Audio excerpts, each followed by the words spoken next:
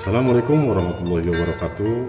Baraya patapang deui sareng simkuring cenah politikus cilik anu dina daget ayeuna simkuring bade medar carita dina babat Cagar Sunda episode ka genep anu judulna Sasakala Gunung Geulis jeung Sanghyang Tapak di Gunung Mananggal. Saha cenah anu ngagugu Gunung Geulis teh? Ras nah maka disebut Gunung Geulis sareng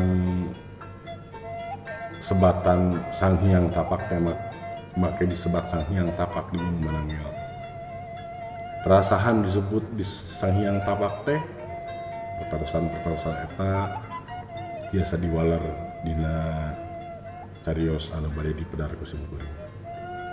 Anu teu can subscribe mangga subscribe heula supados tiasa nyokong channel ieu langkung sae ka payuna.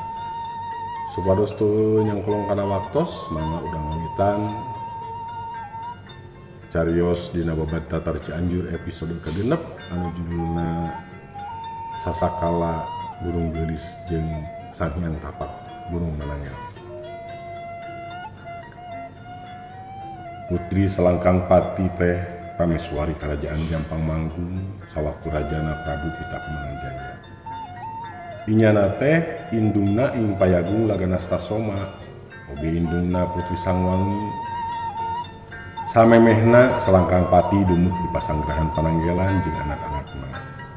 Hiji waktu inyana minta izin ka Laganasta Soma anakna hayang nyepen musirkeun diri mujasmedi di wewengkon anyar. Wewengkon anyar oge diharapkeun bisa keneh loba tutubuhan keur ngolah obat-obatan. Antukna Salangkang Pati jeung Sangwangi anakna meunang hiji gunung anu merenah pikeun muka pasanggrahan anyar.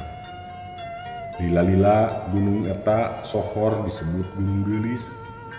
Sanggeus ditempatan ku Salangkang Pati jeung Sangwangi.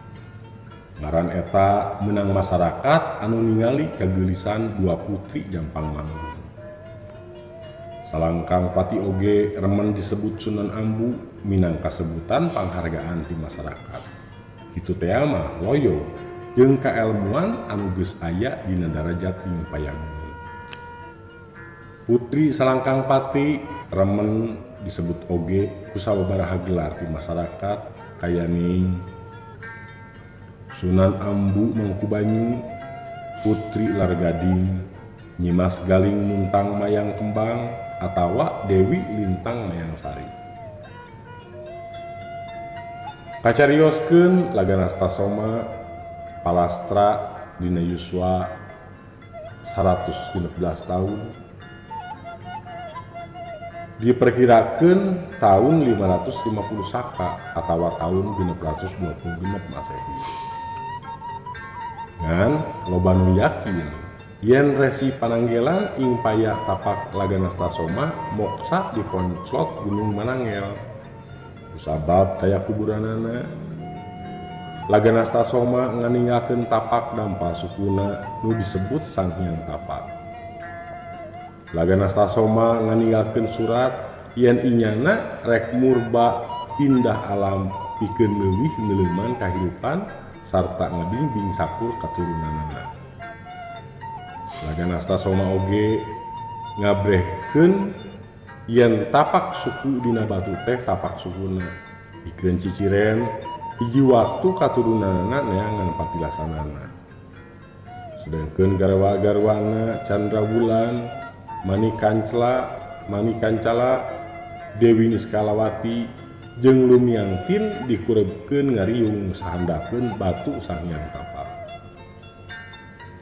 Aya catetan dina pedaran tadi yen asal usul kocap eyang anu ayeuna di Pikawanoh ku urang Sunda teh asalna tina kocap rahyang ngan lila-lila jadi eyang.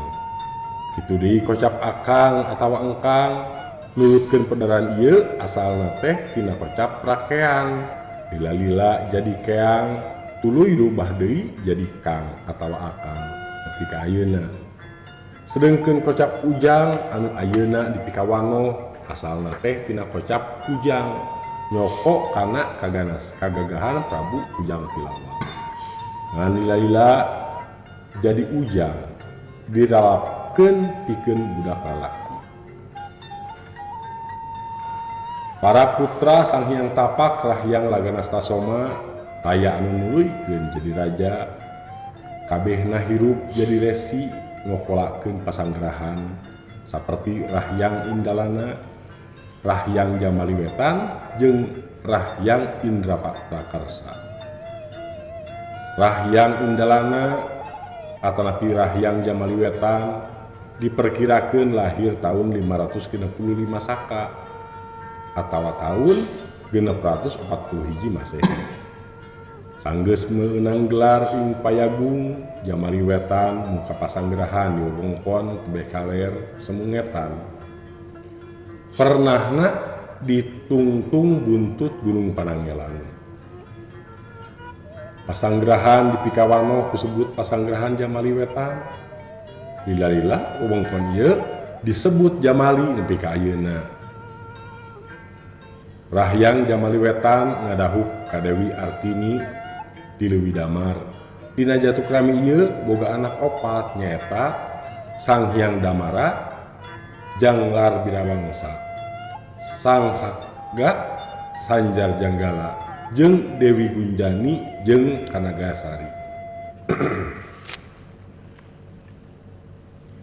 Kaparigelanana ngokolakeun pasanggarahan jeung ngabimbing rahayat make Ajen Galuh, Ajen Pananggelan jeung Ajen Galunggung hade pisan. Sakumaha dicontohkeun ku Ramana nyaeta Sang Hyang Tapak Laganastasoma atanapi Resi Pananggelan. Lian tinggal bangun pasanggarahan di Pasir Sampai Jamali, Indalana ngabangun pasanggarahan sejena di sababaraha tempat, di antarana pasanggarahan nu dibangun di sisi wahangan Cisokan di wewengkon sabudeureun Gunung Galunggung. Di Tanjung Kalapa ayeuna mah Pasar Minggu Jakarta. Daerah Wintaro atawa Bintaro Jakarta nepi ka ayeuna wahangan anu aya di Bintaro disebutna wahangan pasanggarahan. Tuluy ngadirikeun pasanggarahan oge di Kebon Wareng, pernahna di tempat anu diapit ku opat jalan. Waragad wangunanana make awi bitung nu ditata kalayan hade sarta dipelakan tangkal campaka. Wewengkon ieu ayeuna mah asup kana wilayah Desa Babakan Karet Cianjur. Sawaktu umur Indalana atanapi Jamaliwetan geus tunggang gunung, tanggung jawab ngokolakeun pasanggarahan dibikeun ka adina anu sabapa nyaeta Indraprakarsa. Anu sarua geus ngajaul pangkat resi kalayan gelarna ing payagung. Ka adina ieu Jamaliwetan mihapekeun anak tunggalna nyaeta Janglar Birawangsa anu masih keneh leutik sangkan dididik hade soal bag-bagan ajen kamanusaan jeung elmu sejena ku Indraprakarsa. Dina umur 88 tahun Rahyang Jamaliwetan Palastra dikurebkeun di Pasir Sampai di wewengkon anu euyeub ku tangkal Kanyere jeung Karet Munding. Ari adina Jamaliwetan anu sabapa lalaki nyaeta Indraprakarsa keur ngorana resep ngalalana jeung ngalumbara manggihan dulur-dulur indungna. Lumiang tin anu asli ti Cina Indraprakarsa kungsi ngumbara ka nagara Cina salila 3 tahun. Balik ti panyabaan Indraprakarsa dumuk di pasanggarahan alona nyaeta Sang Damara atawa Janglar Birawangga. Indraprakarsa wafat dina umur 100 tahun. Sanggeus Palastra dikurebkeun pernahna di luhureun Hulu Cai Cibalagung. Di suku Gunung Gelis Indraprakarsa dikurebkeun ku alona anu harita geus jadi Raja Jampang Manggung kalayan gelar Rahyang Baduga Raja Mandala. Antukna wahangan anu asalna ti Hulu Cai Gunung Gelis eta di ngaranan Ciwalagung ku Raja Mandala. Hartina aliran cai anu disagedengeun aya makam resi anu pangagung. Kabeh dieu ngaran Ciwalagung jadi Cibalagung. Indrakta Karsa sawaktu jumenengna fungsi ngabantuan Janglar Birawangsa ngarebut deui tahta Raja Jampang Manggung ti Prabu Palabasa. Ari wewengkon Mananggel sanggeus ditinggal moksa ku Sang Hyang Tapak dikokolakeun ku adina Rahyang Jamali Wetan nu saindung sabapa nyaeta Dewi Jamalilah jeung putri sakalila.